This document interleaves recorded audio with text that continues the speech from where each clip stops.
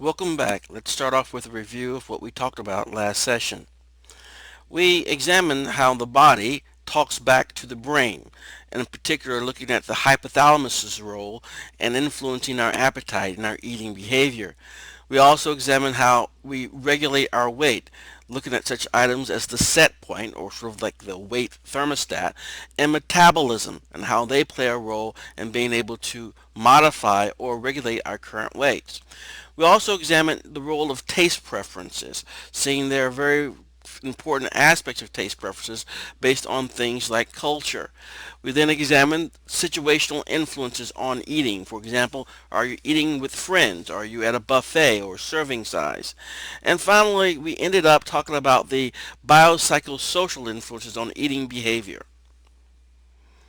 We'll start today by examining another aspect of eating behavior, eating disorders. There are several disorders that impact our eating behaviors. Here are a few of them listed here. We have Prader-Willi syndrome, a genetic disorder that results in persistent feelings of intense hunger and reduced rates of metabolism, which would make you more easily able to gain weight. We talked about bulimia nervosa, engaging in binge eating behavior that is followed by an attempt to compensate for that large amount of food being consumed. That would mean by purging it, by throwing up, for example. Binge eating disorder, eating binges that are not followed by inappropriate behaviors such as purging, but just eating large amounts of food but without the purging of the food. And then we have anorexia nervosa, characterized by the maintenance of a body weight well below average through starvation and or excessive exercise, usually accompanied by distorted body image. As you can see on the screen at the bottom right, we have an individual who is suffering from anorexia nervosa. This individual may look in the mirror and may still feel that they are slightly overweight. So it is a very much a distorted body image that they're observing. Another aspect of motivation is going to be looking at motivated sexual behavior. There are numerous factors have a role in sexual motivation and in sexual behavior. In this slide we see a male rat that cannot engage in sexual behavior but still seeks receptive females, suggesting that the ability to engage in sexual behavior and motivation to do so are mediated by different systems in the brain. On the right side of the slide, we see the medial preoptic area. An area of the hypothalamus is involved in the ability to engage in sexual behavior, but it does not affect sexual motivation. In contrast, the amygdala and nucleus accumbens are involved in motivation for sexual behavior, but they do not affect the ability to engage in it. So again, we see different aspects of behavior and motivation being controlled or influenced by different aspects of the brain. Now, a few individuals were pioneers in sex research. We have the Kinsey, who conducted survey research, and Masters and Johnson, who had the ability to conduct observations of actual sexual behavior. In 1947, Alfred Kinsey established the Kinsey Institute, Sex, Gender, and Reproduction. And basically, sexual behavior and human male sexual behavior and the human female were published in 48, 53, and 98 by someone else. But the idea here is that Kinsey's research asked questions that had never been asked before by any type of academic. He was interested in finding out what people were interested in sexually. What type of behaviors did they engage in? So this was one of the first times that a researcher was able to dive deeply into the aspects of sexual behavior which would be somewhat taboo in 1940s. Masters and Johnson, based on observations of nearly 700 people, who agreed to participate in their study of physiological responses during sexual behavior. So they would have people engage in various types of sexual behavior, sexual intercourse or masturbation, as they were hooked up to a variety of machines to measure physiological responses. So what they were able to determine were several things. They identify what they believe to be a sexual response cycle, a standard process that we all follow through excitement, plateau, orgasm, and resolution to describe what normally happens during a sexual encounter. They also were able to uncover some issues. For example, what types of sexual behavior issues that people may possess as well.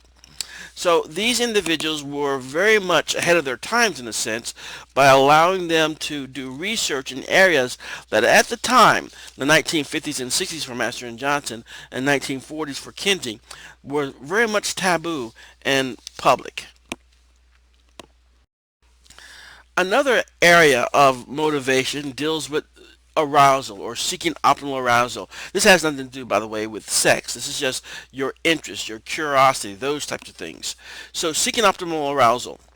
Alright, so some behavior seems driven by the need to either increase or decrease our physiological arousal level.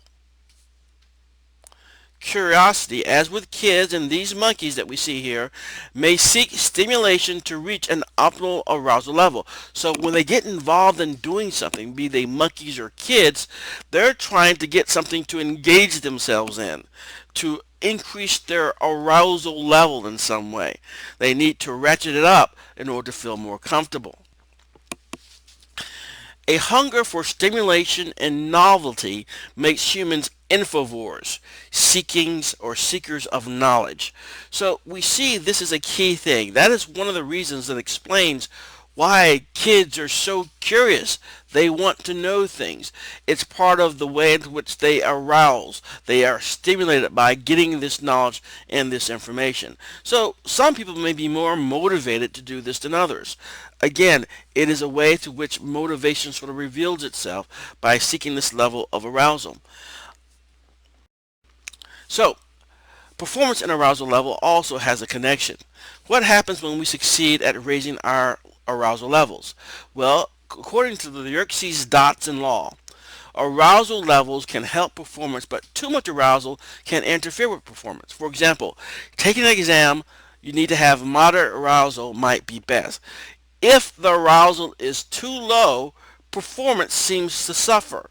If arousal is too high, then performance also tends to suffer for slightly different reasons. As you can see in this particular slide, the effect of arousal on performance depends on how comfortable we are with the task. So we can have rather high arousal levels for an easy task. We still can perform quite well with it. For a difficult task, we need to try to cut down on things that may gather our attention.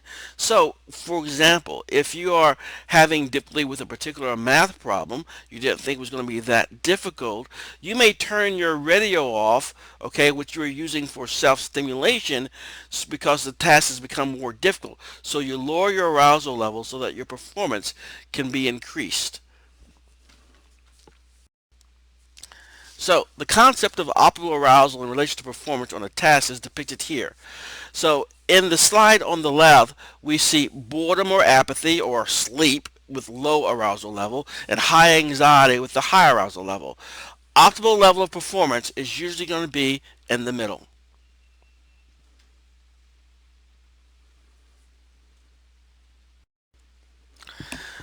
The other idea of motivation that we want to cover is going to be looking at Maslow's hierarchy of needs. I'm sure by now you've probably seen his pyramid of needs that he came up with. Maslow's hierarchy of needs is illustrated here. In some versions of the pyramid, cognitive and aesthetic needs are also included between esteem and self-actualization.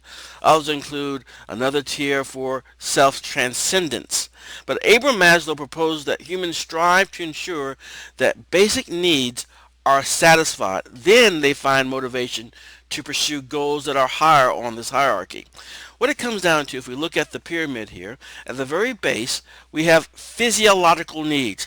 We need to make sure that we have food, water, shelter, and warmth before we can worry about the level above it.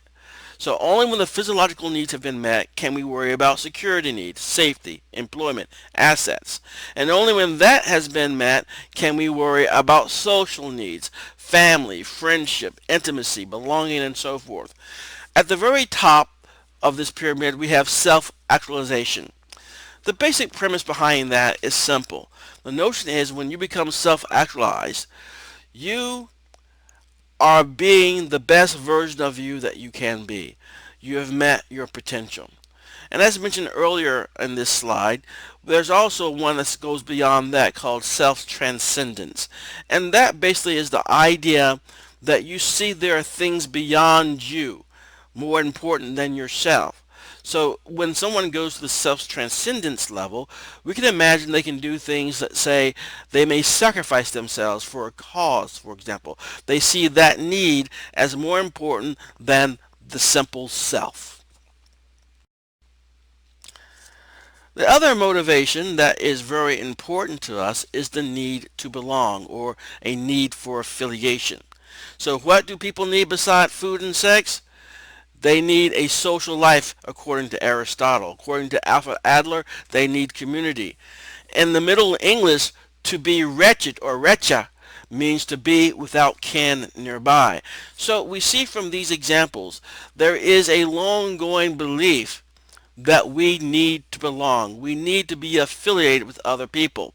Roy Baumeister, Mark Leary, and Abraham Maslow say we need to belong. Belonging is being connected to others, part of a group or family or a community. Why do we have the need to belong? From an evolutionary psychology perspective, seeking bonds with others aids survival in many, many ways. Our ancestors did it. It was part of their characteristics, and we are their descendants, and so we inherited that as well. So here are some of the reasons why we need to belong.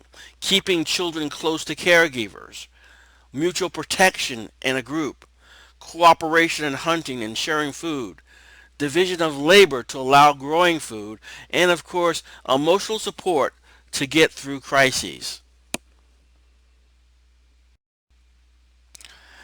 Now, in today's world, we see another major factor is going to be social networking.